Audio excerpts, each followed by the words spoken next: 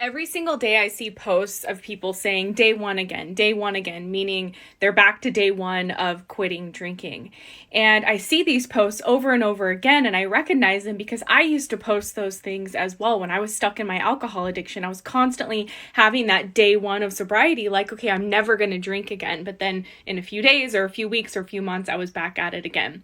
The reason that it's so difficult for people to quit drinking alcohol and they have those day ones over and over again is because of what's going on in the brain when we have an alcohol addiction. What's happening is that the brain has been changed, and so on some level, it's mistakenly equating it to a survival need. So when somebody abruptly quits drinking, even if they really want to and they're really tired of the problems alcohol is causing in their life, their brain thinks differently, essentially. And on some level, it's mistakenly equating alcohol to a survival need. And when it no longer has something it thinks it needs to survive, it starts to crave it and desire it more. And so that's why so many people have all the best intentions, myself included, to finally quit drinking, but then they give in to the urge again a few days, few weeks, few months down the road. But this is also why naltrexone and the Sinclair Method are such an incredibly effective treatment, because it deals with what's going on in the brain at the root level, and over time it actually reverses the alcohol addiction neurologically. And I'm a success story of this treatment, and I can tell you I've seen it do the same for countless others over the years.